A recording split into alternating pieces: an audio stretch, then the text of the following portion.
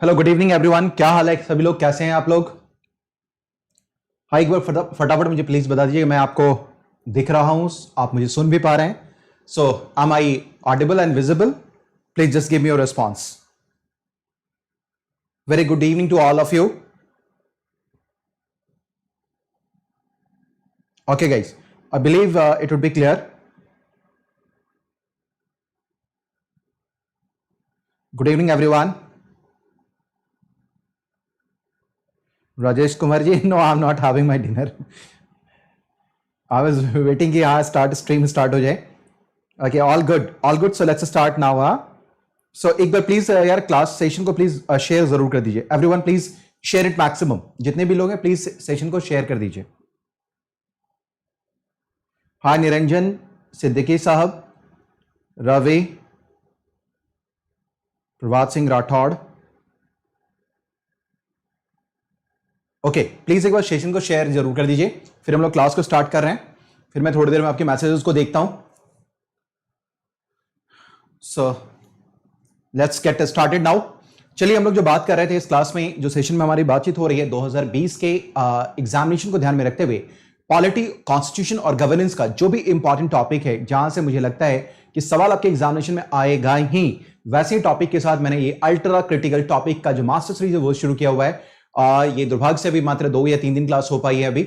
अब इसको हम लोग कंटिन्यू फीचर बना रहे हैं, ठीक है ना, और जल्दी ही विद इन 10 डेज हम लोग इसको कवर कर लेंगे, ठीक है, so that you will have sufficient time to even revise this sessions also. ऐसा कुछ भी नहीं है कि you don't know about these things, बस यहां पे क्या है कि जो आप जान रहे हैं उसमें से जो बेस्ट, जो इंपॉर्टेंट टॉपिक है, जो मोस्ट इंपॉर्टेंट टॉपिक है, which are getting the high probability to be asked in your examination, that I am picking here for you people. So फटाफट एक बार काम ये करें कि जितने भी लोग हैं प्लीज इस सेशन को लाइक कर दीजिए और शेयर करना मत भूलिए, ठीक है ना, because it is a paid class, because it depends on your like and sharing.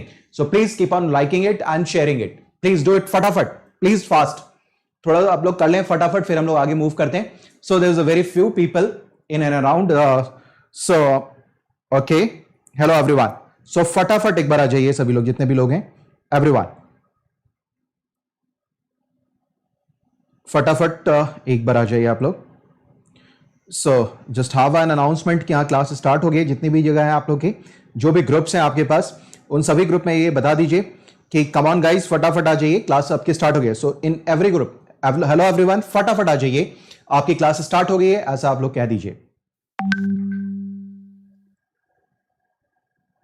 Okay guys, फटाफट आ जाइए, फटाफट, I am waiting for you, you serious student. चलिए, मुझे लगता है कि I should start, not to wait for anyone else, ठीक है ना, if they will be having,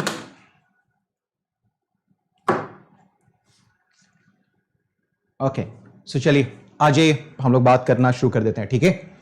so here is your,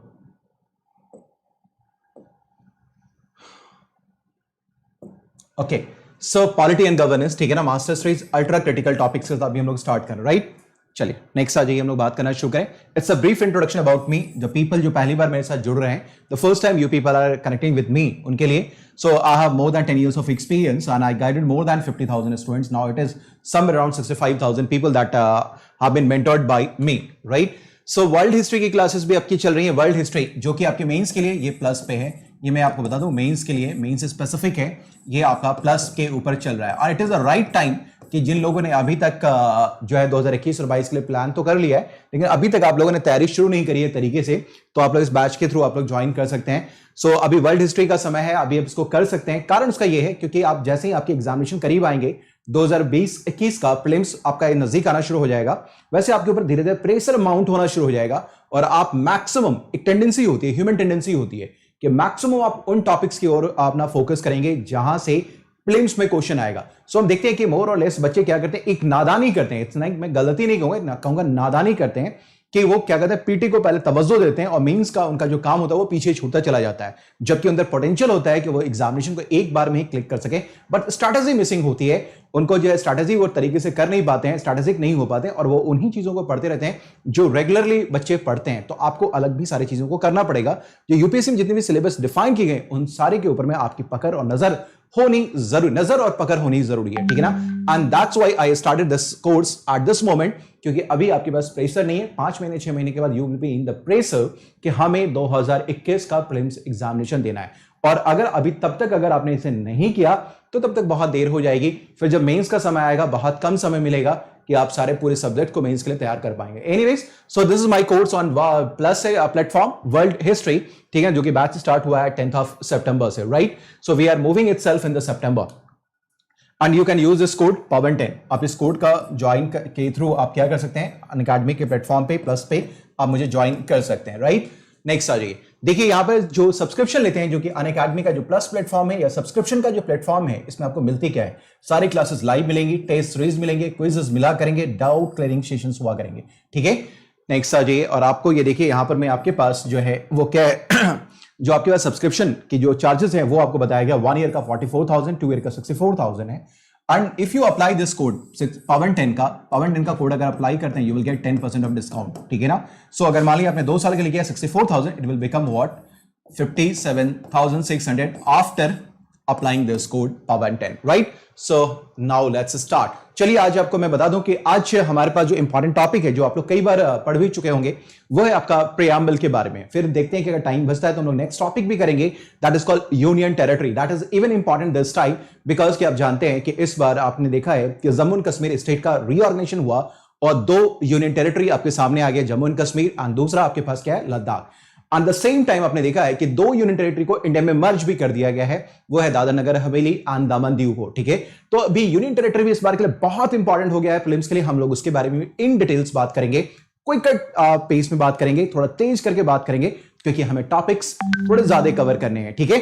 सो पहले हम लोग आइए फटाफट करेंगे बात प्रेएम्बल के बारे में। व्हाई प्रेएम्बल इन द न्यूज, क्यों प्रेएम्बल आपको लगता है कि सर कि ये आपके एग्जामिनेशन में पूछा जाएगा, उसके पीछे का रीजन क्या है, what is the reason of behind of that कि सर ने इसे भी क्या कर लिया, प्रेएम्बल जैसा टॉपिक को उन्होंने गेस कर दिया और इसे इंपॉर्टेंट टॉपिक के रूप में मानते हैं। तो सबसे पहले मैं बताना चाहूंगा कि इट वाज इन न्यूज और कई कारणों से ये न्यूज में रहा हुआ। Why it is in the news, चलिए मैं आपको बताऊं तो पहले कि आप ये जानते हैं, पहले तो महाराष्ट्र जो गवर्नमेंट है उसने ये मैंडेटरी कर दिया है, मैंडेटरी जितने भी उसके प्राइमरी और सेकेंडरी स्कूल्स हैं उसमें इसको क्या करना, प्रेएम्बल को पढ़ना, ठीक है ना। So Maharashtra government has made reading of preamble of the constitution mandatory in all primary and secondary schools, यानी कि महाराष्ट्र सरकार ने ये काम किया। दूसरा जो न्यूज है वो भी आप जान लीजिए। देखिए एक अभी पीआईएल फाइल किया गया था सुप्रीम कोर्ट में, एक plea has been filed before the supreme court seeking to remove from the constitution's preamble the words socialist and secular which were added through 42nd constitutional amendment. ये जुलाई 2020 का ही news है, तो इसलिए ये भी आपके लिए इंपॉर्टेंट हो जाता है कि प्रेएम्बल यहां से भी आपके एग्जामिनेशन में पूछा जा सकता है। इसके अलावा आप जानते होंगे थर्ड इंपॉर्टेंट न्यूज ये है कि अभी हाल में ही 26 जनवरी 2020 से गवर्नमेंट ऑफ महाराष्ट्र ने डायरेक्ट किया है जितने भी रूरल लोकल बॉडीज हैं, यानी कि पंचायत अगर बात करें हम लोग तो रूरल लोकल बॉडीज हैं, to hold a collective reading of preamble to the constitution before flag hoisting ceremonies, यानी कभी भी जो झंडोत्तोलन होता है, यानी कि झंडा जब फहराया जाता है तो उस समय आपने जनरली देखा होगा नेशनल एंथम को गाया जाता है, लेकिन महाराष्ट्र सरकार ने यह भी कहा है कि आप उस वक्त प्रेएम्बल का भी पाठ करेंगे, प्रस्तावना को भी पढ़ेंगे, उद्देशिका को भी पढ़ेंगे। So there is a lots of thing जो कि इस न्यूज को इंपॉर्टेंट बना देता है, और ये तब हुआ है जब आप जानते हैं सिटीजनशिप अमेंडमेंट एक्ट को लेकर के प्रेएम्बल कई जगहों पे पढ़ा गया था, so there is a lots of reason कि इस बार प्रेएम्बल आपके एग्जामिनेशन में आ सकता है। So just it is for your confidence sake, right. चलिए नेक्स्ट आइए हम लोग मूव करते हैं। देखिए मैं आपको बताना चाहूंगा, सबसे पहली बात है कुछ चीजें मैं आपको फटाफट बताना चाहूंगा कि जो प्रेएम्बल है, अबाउट प्रेएम्बल, इसके बारे में हम लोग बात करते हैं। व्हाट एग्जैक्टली प्रेएम्बल इज, प्रस्तावना क्या है, किसको बोलते हैं, उद्देशिका, प्रेएम्बल क्या होता है, व्हाट इट मैनिफेस्ट्स, ठीक है ना। तो it manifest what, vision of the draft persons of the constitution, जिन लोगों ने संविधान का निर्माण किया, जो कॉन्स्टिट्यूशन मेकर्स थे, the four fathers who made the constitution a reality, उनके जो मस्तिष्क है उसको पढ़ने का एक तरीका है, उनकी दृष्टि को जानने और समझने का तरीका है, एक कुंजी है, ये क्या है, it's a key to understand the minds of the constitution maker, ठीक है ना। सो इट्स क्या करता है, it manifest the vision of the draft person of the constitution. So number 1 thing is that, ठीक है, ये उनके मस्तिष्क के बारे में बताता है कि वो एग्जैक्टली उन्होंने क्या सोच करके कॉन्स्टिट्यूशन का निर्माण किया था।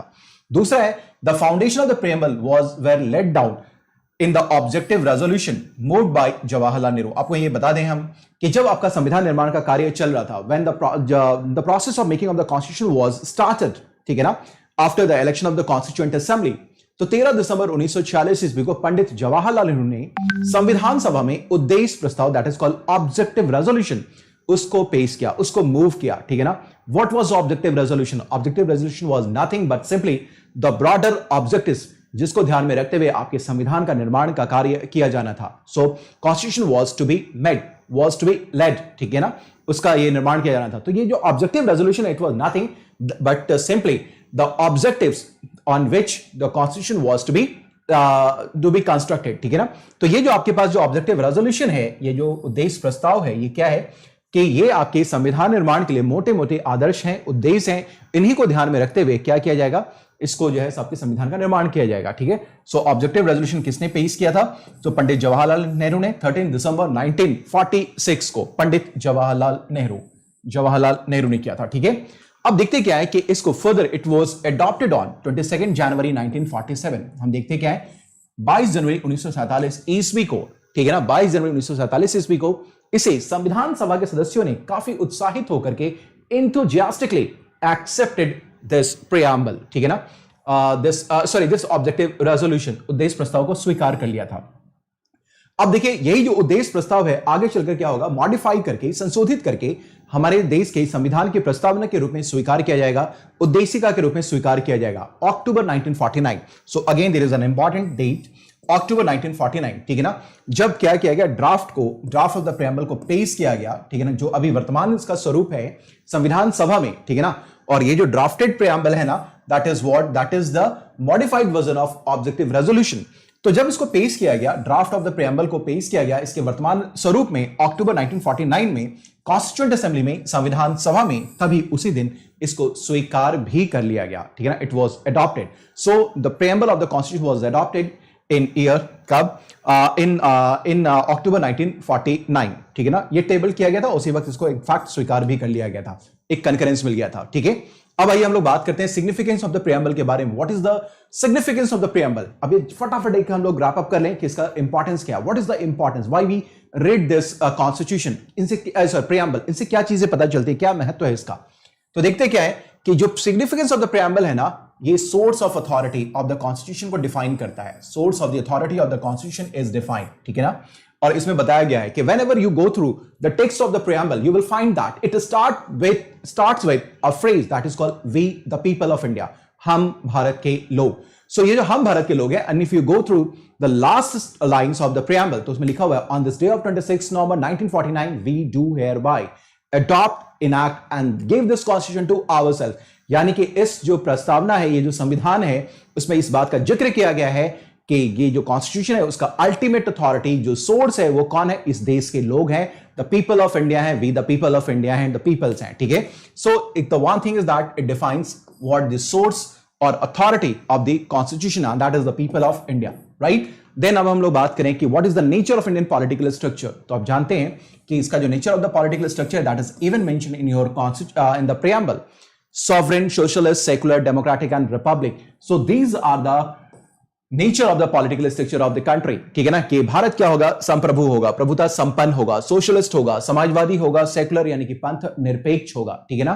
देन हम लोग बात करें, अगर हम लोग, तो यहां पर पंथ निरपेक्ष के बाद लोकतंत्र होगा और ये गणराज्य होगा, डेमोक्रेसी एंड द रिपब्लिक, ठीक है। इतनी चीज जानते हैं। What is the objective of the constitution? Objective क्या है इस कॉन्स्टिट्यूशन का?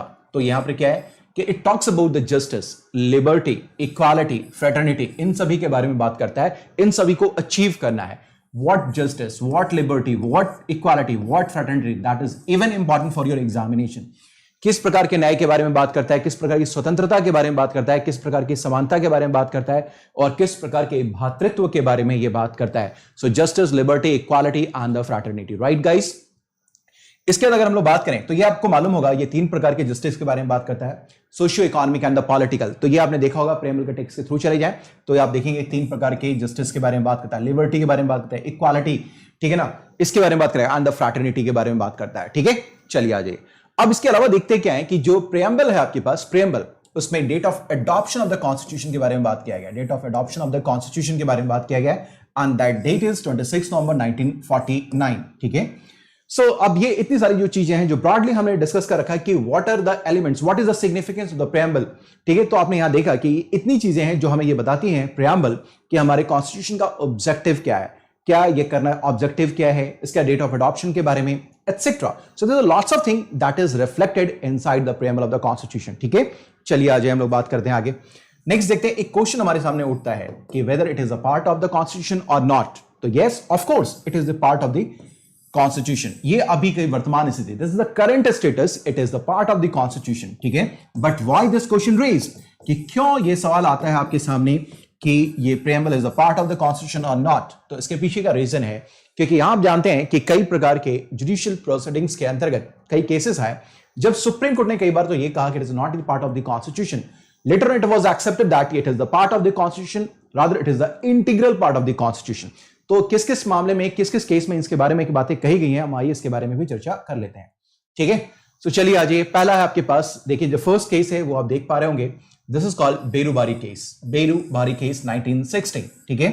इसमें कहा गया कि इसमें एक जो जजमेंट आया था बेरूबारी केस 1960 में, यह कहा गया कि जो प्रेम्बल है it is quite significant, it is very important to have the preamble, because इसका सिग्निफिकेंस इस बात में लाई करता है it unravels the mind of the constitution maker, यानी जो संविधान बनाने वाले लोग हैं उनके मस्तिष्क को यह पढ़ने का काम करता है कि उन्हें किस मस्तिष्क से क्या सोच करके इसके अंदर जो प्रावधान लिखा है उसके बारे में ये यहां से रिफ्लेक्ट होता है। इसका मतलब यह है कि कई बार जो कॉन्स्टिट्यूशन है अपने शब्दों को लेकर के, अपने जो कॉम्प्लेक्स वर्ड्स हैं उनको लेकर के ये बहुत क्लियर नहीं होता, it is not clear enough, ठीक है ना, इसमें क्लैरिटी नहीं होती है, इसमें क्लैरिटी नहीं होती है, अस्पष्टता नहीं होती है। अगर ये क्लियर नहीं है, अगर है तो कई बार कॉन्स्टिट्यूशन का इंटरप्रिटेशन गलत हो जाता है, इसकी व्याख्या गलत हो जाती है, और इसकी व्याख्या अगर गलत होती है तो ये हमारे लिए अच्छा नहीं है, it is not good for us, for we the people of India, ठीक है। तो इसके इंटरप्रिटेशन के लिए आप ये जरूरी है कि आप ये जान लीजिए कि ये जरूरी है कि ये जो प्रेम्बल है ना इसके सिग्निफिकेंस को रियलाइज किया जा सके, ठीक है। इतना तो मान लिया गया बेरोबारी केस में कि it is important to unravel the minds of the constitution maker, but at the same time supreme court said that in the very case, in this very case itself, इसी केस में कहा उसने it is not the part of the constitution. So 1960 में यह विवाद आया। In fact मैं आपको बोलना चाहूंगा कि जब प्रस्तावना को लेकर के बात हो रही थी, जब कॉन्स्टिट्यूएंट असेंबली का डिबेट हो रहा था अक्टूबर 1949 में, at that time unanimously it was accepted that preamble is the part of the constitution. So with the enactment of the constitution in 1950, यानी कि संविधान के लागू होने पर 26 जनवरी 1950 को, तब से लेकर के बेरूबारी केस तक it was understood that it is the part of the constitution. ये माना जाता था कि संविधान का ये हिस्सा है, but all of a sudden in Berubari case Supreme Court said that, ruled that it is not the part of the constitution. However, it was later reviewed by Supreme Court itself in other judgments. दूसरे मामले में इसको review किया गया, समीक्षा की गई और बताया गया कि no, it is the part of the constitution, ठीक है।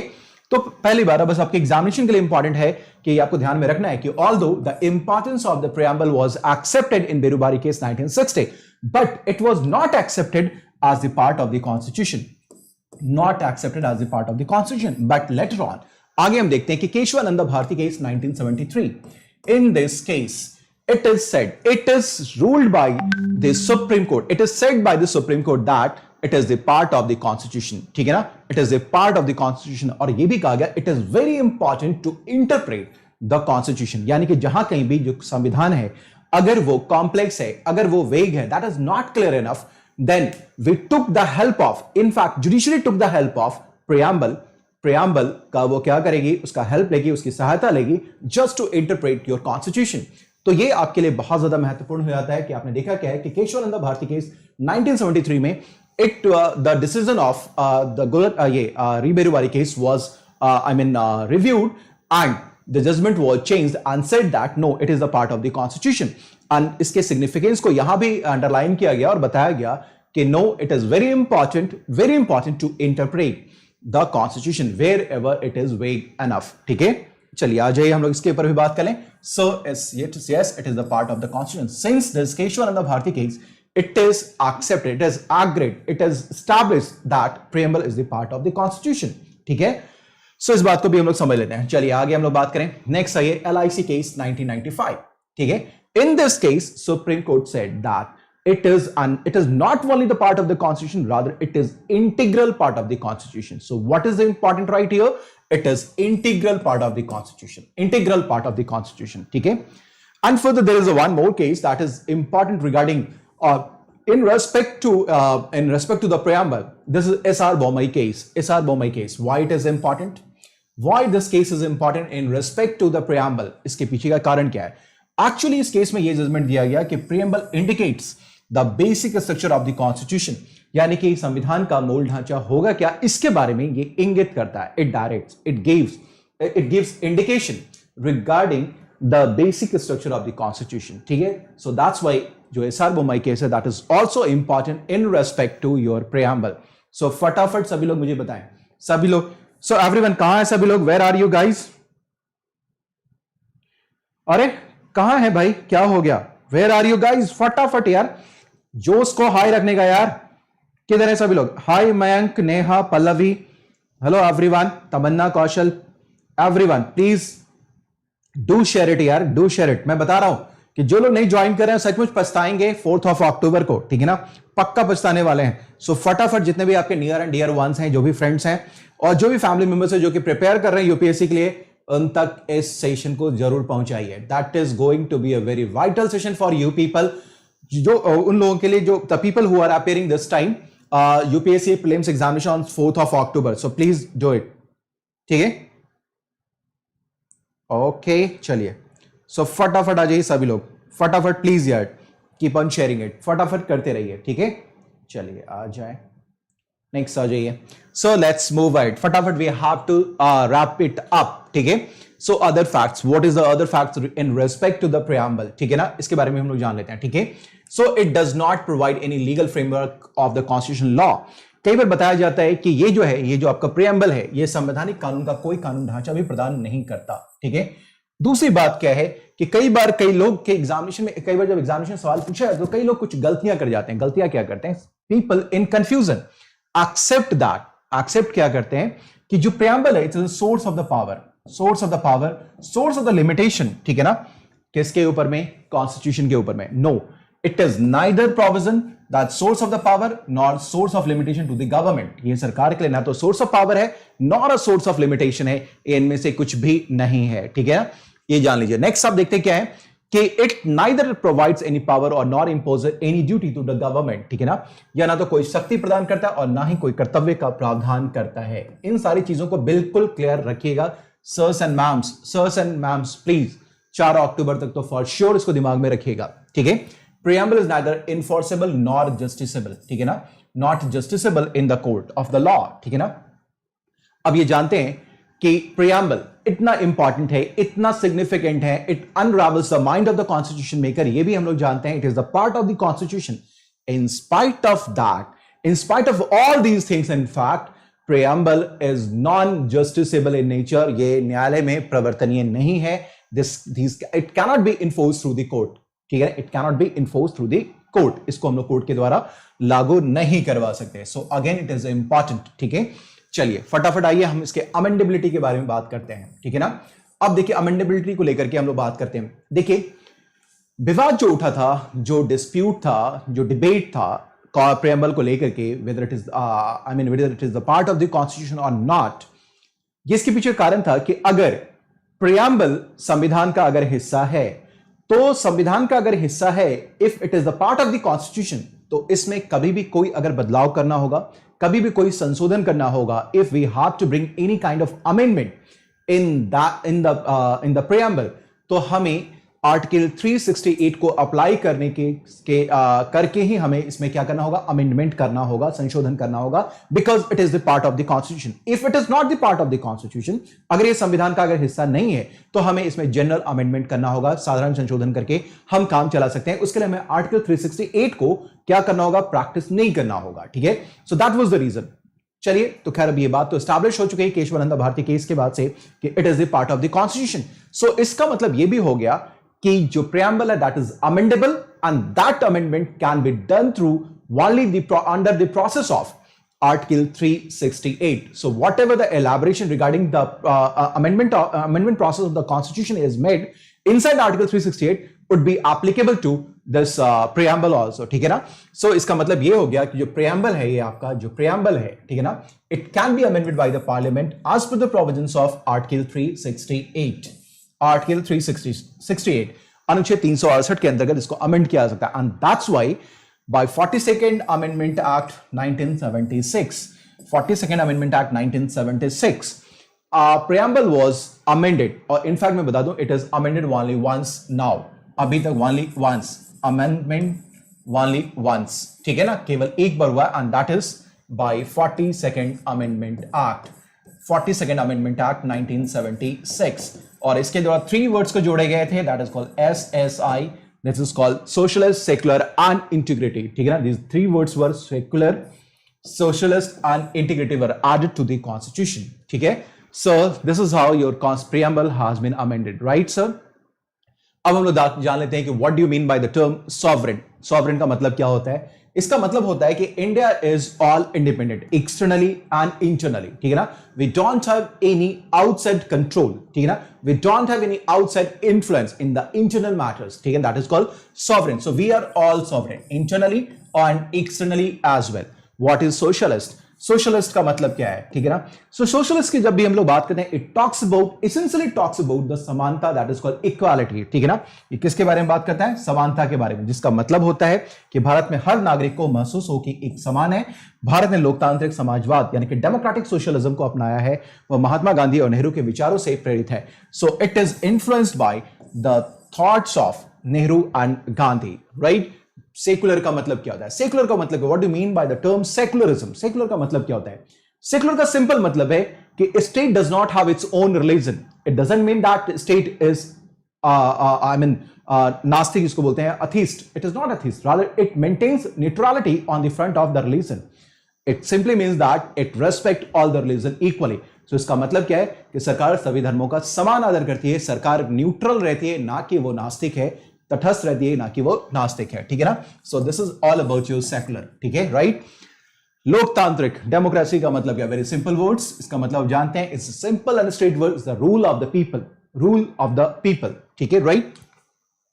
What is Republic, what do mean by the term Republic, Republic का क्या मतलब होता है, रिपब्लिक का मतलब होता है कि किसी कंट्री का जो हेड होता है, head of the state is elected.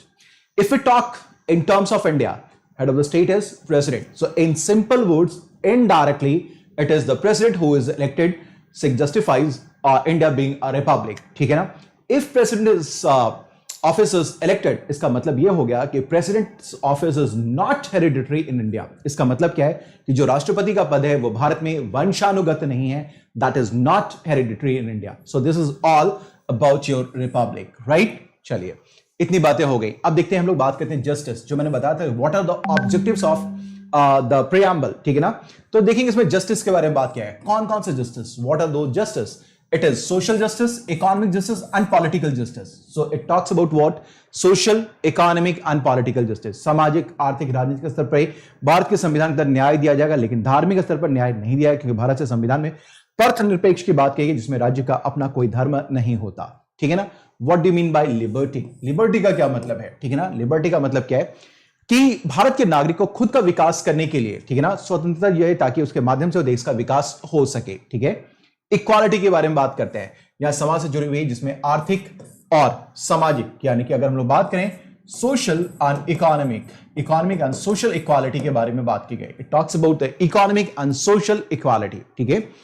Dignity के बारे में बात करें, what do mean by the term dignity, इसके तहत भारतीय जनता में गरिमा की बात की गई है, जिसमें भारतीय जनता को गरिमा में पूर्ण जीवन जीने का अधिकार है। So it simply states that कि the people of India, citizen of India has all the right to live a dignified life. So that is why this term has been included in your constitution, dignity, right.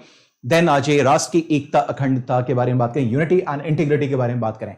सो आप जानते हैं कि India is the country of diversity, विविधता का देश है, ठीक है ना। और इस विविधता में एकता स्थापित करना हमारे देश का क्या है, हमारा आदर्श है। सो भारत विविधता में एकता वाला देश है, जो भारत के लिए विशिष्टता है, जिसे बनाए रखने के लिए प्रस्तावना में कहा गया। What do mean by the term fraternity, इससे तात्पर्य, सिंपल तात्पर्य यह है कि जो भी देश के नागरिक हैं उनके बीच में एक कॉमन ब्रदरहुड का कंसेप्ट रहे, कॉमन ब्रदरहुड, ठीक है ना। सो आपस में क्या है, जुड़ाव की भावना पैदा रहे, भारतीय नागरिकों में आपसी जुड़ाव की भावना पैदा रहे, fraternity, this is called your fraternity, right guys. So फटाफट आ जाइए सभी लोग। सो आई बिलीव कि यू हैव डन दिस, ठीक है। So it was your preamble, now next come union territories, why it is important. I already told you guys कि अभी अभी आपने देखा है कि हमारे यहां अभी जो जम्मू एंड कश्मीर राज्य था उसका रीऑर्गेनाइजेशन किया गया, पुनर्गठन किया गया, 2 यूनियन टेरिटरी बनाए गए, जम्मू एंड कश्मीर एंड लद्दाख। दूसरा आपने देखा है कि ये तो हो गया 2 यूनियन टेरिटरी का कार्व किया गया, मतलब बनाया गया उसको। साथ ही साथ हम ये देखते हैं क्या है कि अभी हाल में ही दादर नगर हवेली और दमन दीव 2 यूनियन टेरिटरी थे, जिनको मर्ज करके एक यूनियन टेरिटरी बना दिया गया, and that's why it become important for your examination, ठीक है। सो आइए हम लोग थोड़ा सा प्रीएम्बल के बारे में भी जानने, सॉरी यूनियन टेरिटरी के बारे में भी जानने समझने की कोशिश करें। तो बिफोर मूविंग अहेड मैं आपको बता दूं यूनियन टेरिटरी के बारे में कुछ चीजें जो कि this should be very clear in your mind. So you must have something in before you, what is that, ठीक है। So this is article 1। Article 1 क्या कहता है, टेरिटरी ऑफ इंडिया, ठीक है ना। So there is a term, there is a phrase rather, not the term, rather it is the phrase territory of India. What it signifies, ठीक है ना। जो territory of India इसका मतलब क्या है, जो ये territory of India है, फिर इसको हम लोग क्या करते हैं 3 भागों में, 3 कैटेगरी में डिवाइड करते हैं, ठीक है ना। सो थ्री कैटेगरीज, ठीक है। जो टेरिटरी ऑफ इंडिया है that is categorize in three. What are those territories? Territories of state, union territories that is called UT, and the third one is acquired territory that you acquire from foreign state. जब आप किसी राज्य से किसी को acquire करते हैं, like we acquired Goa from Portuguese. आप जानते हैं कि Pondicherry we acquired from I mean ये फ्रेंच, ठीक है ना. और अभी हाल में आपने देखा है we got some enclaves from Bangladesh, right. So ये जो है, जैसे हम लोग बात करते हैं territory of India, that means what? State, राज्य भी हो गया, केंद्र शासित प्रदेश भी हो गया, एंड एक्वायर्ड टेरिटरी भी हो गया, ठीक है. और अगर हम लोग बात करें तो अभी वर्तमान में हमारे पास 28 स्टेट्स एंड 8 यूनियन टेरिटरीज हैं. वी हैव वाली 28 states and 8 union territories guys, ठीक है. So what is union territory? So have a look on this. फटाफट वाला लुक देखते हैं हम लोग हैं. यूनियन टेरिटरी यानी कि केंद्र शासित प्रदेश are those areas which are under the direct control of and administration of the central government, ठीक है. Union territory, union's territory, so automatically it will come under the control and administration of the central government, यानी कि केंद्र सरकार के ये नियंत्रण और प्रशासन के अधीन होगा. यही हमारा है union territory. Am I right, sirs and ma'ams? I believe you must be agreed with me, ठीक है. अब जानते हैं, जब ब्रिटिश टेरिटरी थी हमारे यहाँ, ब्रिटिश इंडिया हुआ करता था, when we were not independent, we were the colonies of the Britain. At that time there used to be a province that is called Chief Commissionary Provinces, CC, of British India, ठीक है ना. इन्हीं को, जो chief commissioner's provinces थे, इन्हीं को हम लोगों ने यूनियन टेरिटरी बनाया है by and large by 7th constitution amendment, जिसके द्वारा आप जानते हैं कि स्टेट रीऑर्गेनाइजेशन एक्ट पारित किया गया था, राज्य पुनर्गठन अधिनियम 1956, ठीक है. So the chief commissioner's provinces of the British India were by and large were rechristened as Union Territory of India, ठीक है ना. और इसको हम लोगों ने स्थापित किया है बाय 7th कॉन्स्टिट्यूशन अमेंडमेंट, जिसके द्वारा राज्य पुनर्गठन अधिनियम 1956 पारित किया गया, स्टेट रीऑर्गेनाइजेशन एक्ट 1956 को पारित किया गया और इसको किया गया, right. So it is again important for you guys, ठीक है. So is it clear? याद क्लियर है सभी को? कोई कंफ्यूजन हो फटाफट मुझे प्लीज बता दीजिए. 28 states and 8 union territories, right. Is it okay? So सभी लोग समझ पा रहे हैं? फटाफट समझ में आ रहा है? मजा आ रहा है? फटाफट प्लीज मुझे बताइए, ठीक है. लेकिन मुझे मजा नहीं आ रहा है यार. हाँ, सो फटाफट everyone just let me know your response for this session and the show.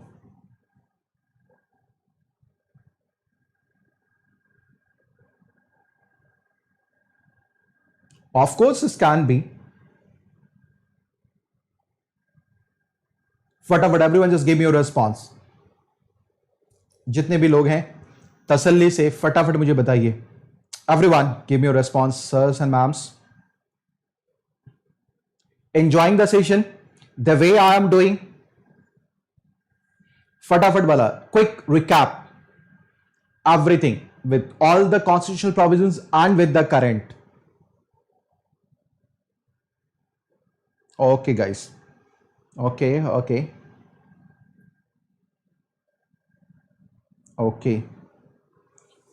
so let's move ahead. चलिए हम लोग आगे बात करना शुरू करते हैं, ठीक है ना. चलिए, so next move ahead, right. So union territory के बारे में these are the things, ठीक है. Some of these union territories later become full-fledged states, और इनमें से जो कुछ union territory जिनको हमने state reorganization के वक्त हमने union territory बनाया था, later on they developed as full-fledged state. One among them is Himachal Pradesh, Manipur, Tripura, Mizoram, Arunachal Pradesh and Goa. These were union territory at that time, ठीक है ना. But later on they become what? The full-fledged state. The territories that were acquired from the Portuguese were Goa, Daman Diu and Dadar Nagar Haveli, and the French were Pondicherry, were constituted as the union territory, right. चलिए. So again, this is important for you to understand, right guys. So Delhi was created. अब दिल्ली के बारे में थोड़ा सा हम लोग बात करें. दिल्ली always आपके कहते हैं न्यूज में रहता है. Was created as union territory in 1956, ठीक है ना, and was redesignated as the national capital territory of Delhi in 1992 by 69th Constitution Amendment, ठीक है. चलिए 69th Constitution Amendment, 69th Amendment Act 1992, ठीक है. चलिए आ जाइए. नेक्स्ट आज हम लोग बात करें creation of union territory, how we can create this, ठीक है ना, दिस इज इंपॉर्टेंट वन, ठीक है। आप जानते हैं कि दो यूनियन टेरिटरी को क्रिएट किया गया, जम्मू कश्मीर एंड लद्दाख, ठीक है ना। Edwin Berger is important this time. So creation of union territory, अब ये देखते हैं कि जो यूनियन टेरिटरी क्रिएट किया जाता है ना, उसके कुछ स्पेसिफिक रीजन होते हैं, ठीक है ना, क्योंकि आप जानते हैं India is in a democracy, ठीक है ना, और यहां पे पार्लियामेंट्री सिस्टम है, एग्जिस्ट करता है। तो फिर सेंट्रल की टेरिटरी कौन सी होनी चाहिए, क्यों होनी चाहिए, तो इसके पीछे निश्चित तौर पे कुछ विशिष्ट कारण होंगे, there must be some specific reason, ठीक है, स्पेसिफिक रीजंस होंगे, ठीक है। पॉलिटिकल एंड एडमिनिस्ट्रेटिव कंसिडरेशन की वजह से दिल्ली एंड चंडीगढ़ को बनाया गया है, दिल्ली एंड चंडीगढ़ को राजनीतिक और जो प्रशासनिक कंसिडरेशन है उसकी वजह से बनाया गया है।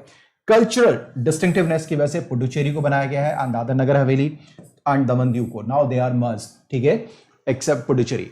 अब देखें स्ट्रैटेजिक इंपॉर्टेंस को ध्यान में रखते हुए, स्ट्रैटेजिक इंपॉर्टेंस आप जानते हैं अंडमान निकोबार एंड लक्षद्वीप, ठीक है, special treatment and care of the backward and tribal people, ठीक है ना, मिजोरम, मणिपुर, त्रिपुरा, ठीक है ना, and Arunachal Pradesh which letter become states, ठीक है। In 2019, Jammu and Kashmir reorganization bill was passed that bifurcated erstwhile state of Jammu and Kashmir into two union territory of Jammu and Kashmir and of course Ladakh, ठीक है, and of course Ladakh, ठीक है। सो ये आपने देखा है कि 2019 में, ठीक है। So this are certain reasons. अब रीजन ऑफ रीऑर्गेनाइजेशन, लद्दाख के बारे में हम लोग बात करें। लद्दाख अब जानते हैं it's a large area but is sparsely populated. आपने देखा होगा लद्दाख कभी कहीं गया होगा तो बहुत बड़ा क्षेत्र है, लेकिन जो पॉपुलेशन है वो बहुत स्पार्सली पॉपुलेटेड है, यहाँ पे वो बहुत दूर दूर पे बसी हुई है with a very difficult terrain, ठीक है। Secondly this is the one factor about Ladakh, there was a long standing demand of the people of Ladakh to give it the status of a union territory to enable them to realize their aspirations. So it was a respect for the Ladakhi people कि इसे union territory के रूप में इसको accept किया गया because it was a long demand of the states, long drawn demands, right. So ये काफी लंबे समय से ये क्या था, डिमांड में था। So just to meet out these demands Ladakh as union territory created. Ladakh will not have an assembly and will be directly governed by Indian Home Ministry through Lieutenant Governor. Current में बता दूं कि लद्दाख के पास क्या है, directly governed होगा by union home ministry through the Lieutenant Governor. Will not have any assembly. Will not have assembly. But Jammu and Kashmir will have. Jammu and Kashmir will have. ठीक है ना? Keeping in view the prevailing internal security situation due to the cross-border terrorism, a separate state of Jammu and Kashmir was created. और आप जानते हैं कि अभी Jammu and Kashmir को यूनियन टेरिटरी में क्यों डिवाइड किया, क्यों रिऑर्गेनाइज किया गया, उसके पीछे का रीजन ये है कि cross border terrorism was there, ठीक है ना।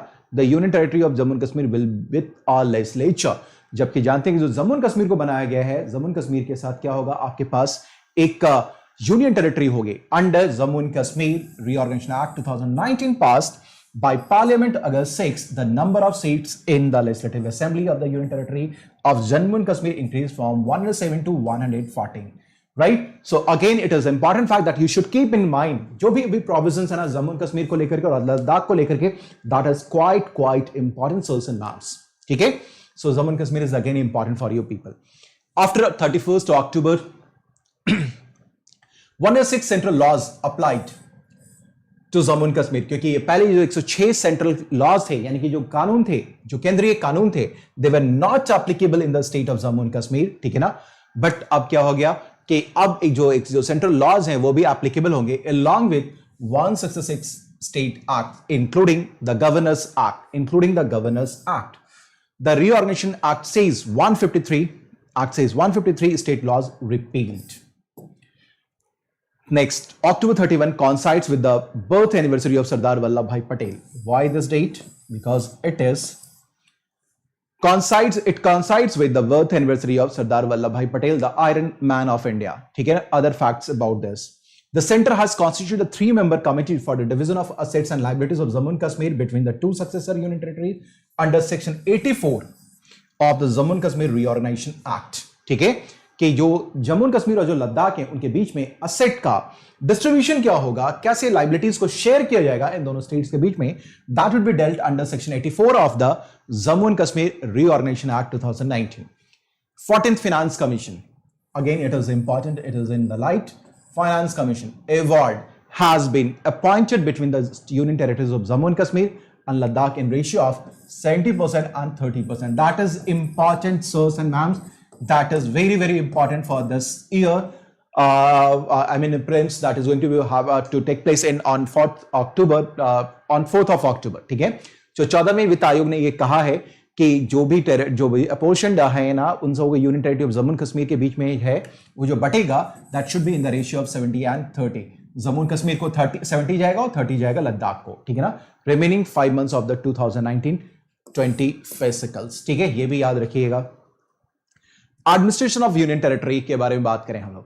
आर्टिकल 239 टू आर्टिकल 241, 239 249 से लेकर 241 in part 8 of the constitution deal with the union territory. ठीक है ना, so these articles deal with the union territories, right?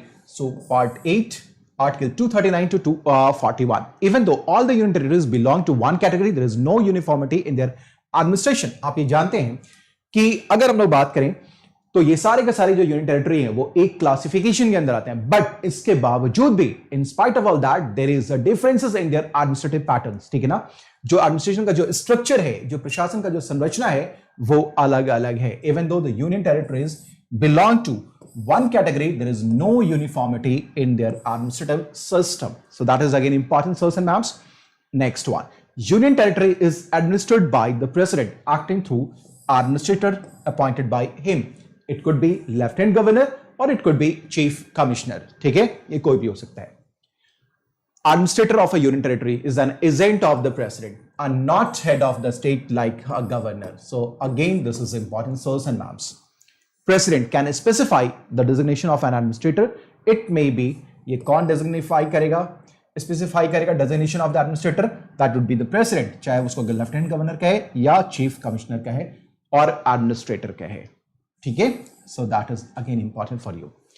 President can also appoint the governor of a state as the administrator of the adjoining union territory. In that capacity, the governor is to act independently of his council of ministers. ठीक है ना, और जब वो किसी state के administrator के रूप में कोई गवर्नर काम करेगा तो वो अपनी काउंसिल ऑफ मिनिस्टर्स के डिसीजन से बिल्कुल फ्री होकर के काम करेगा. ठीक है, so I believe you must got this. ठीक है, चलिए नेक्स्ट आ जाइए. Union territory of Puducherry 1963, Delhi 1992, Jammu 2019 are provided with a legislative assembly.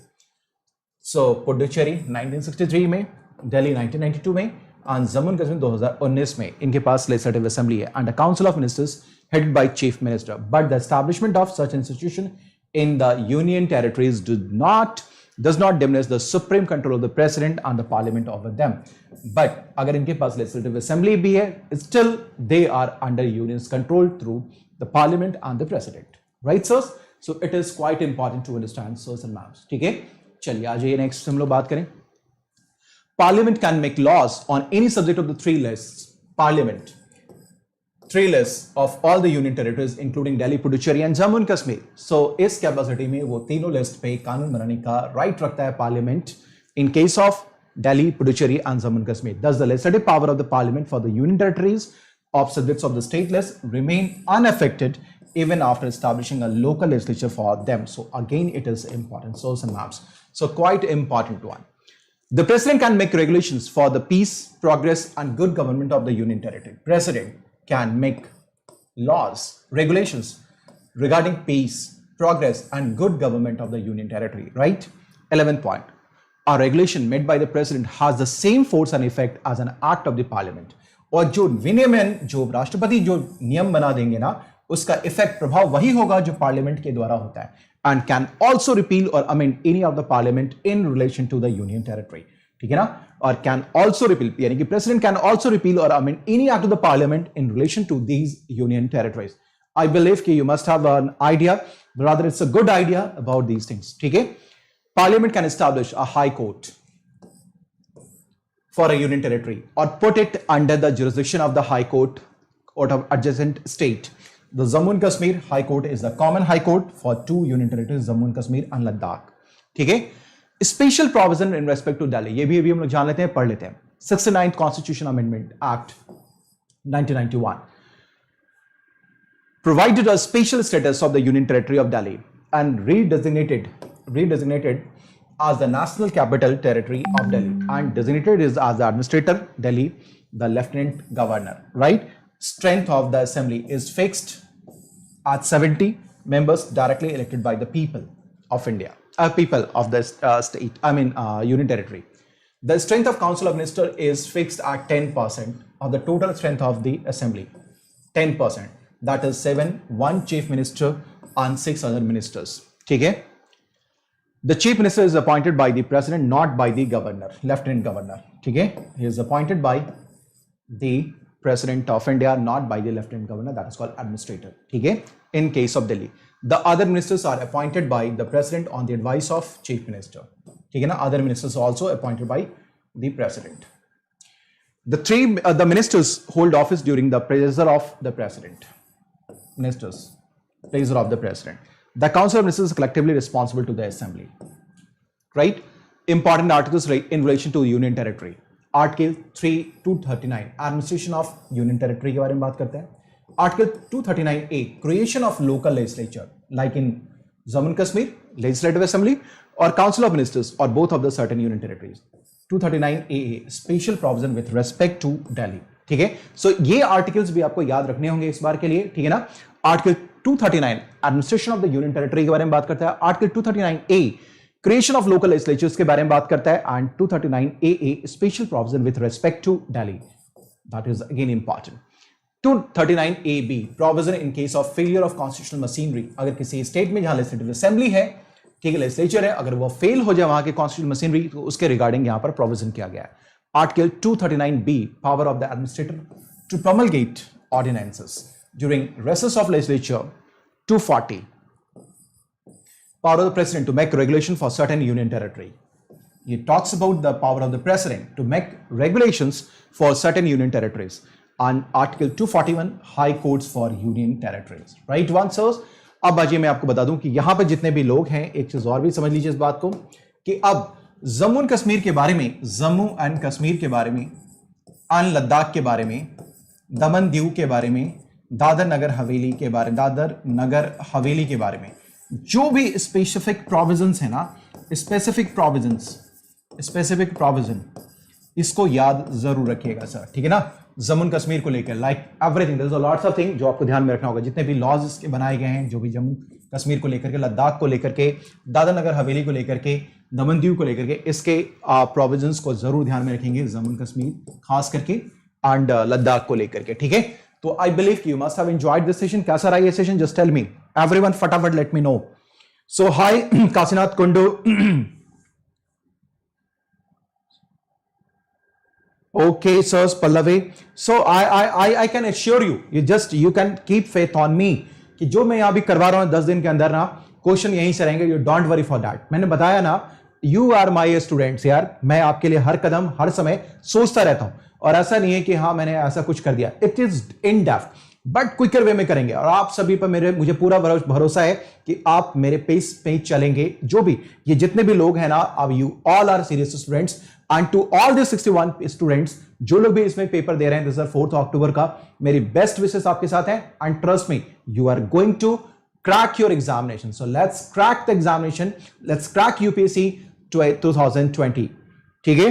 So guys, कैसा रहा सेशन? फटाफट जस्ट लेट मी नो. और सभी लोग, अपने जितने भी लोग हैं ना, आप सभी लोग कमेंट में एकदम जोश से भरा हुआ चीजें लिखें, ताकि मैं उसे पढ़ूं तो मैं और भी ज्यादा अच्छे तरीके से आपके लिए काम करता रहूं.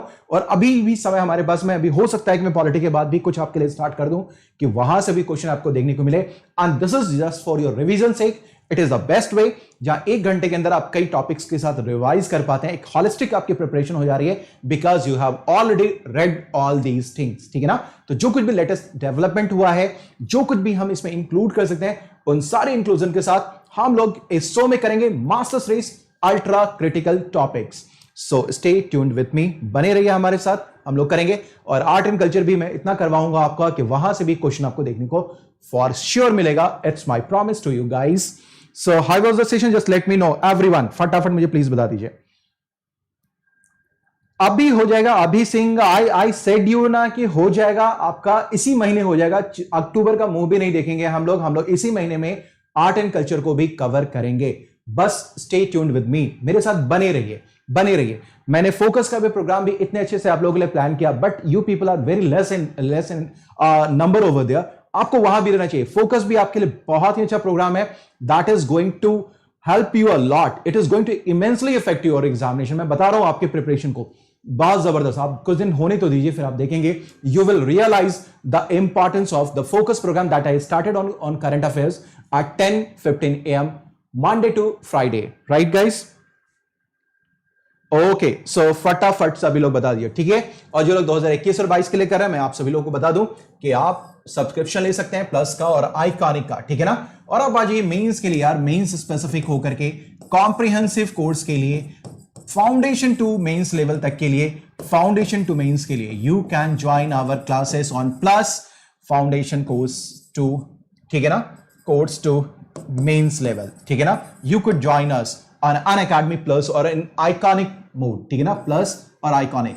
What is the difference between the Iconic and the Plus? मैं आपको बता दूं कि यहाँ पर live classes, test series, unlimited practice and structure schedules मिलते ही मिलते हैं। ये सारी चीजें आइकॉनिक में मिलेंगी, but in addition you will get a personal coach, that is the one of the most striking feature, and then expert guidelines, study planner, mains question answer practice and everything. So that is all included in the iconic program and you can go for this course. मुझे लगता है कि ये जाना चाहिए आपको। मैं आपको फी का सब्सक्रिप्शन भी बता दूं। जो सब्सक्रिप्शन फी है वो क्या है प्लस के लिए, 12 months 44,000, 24 months 64,000, iconic 1 year 64,000, 2 year 99,000।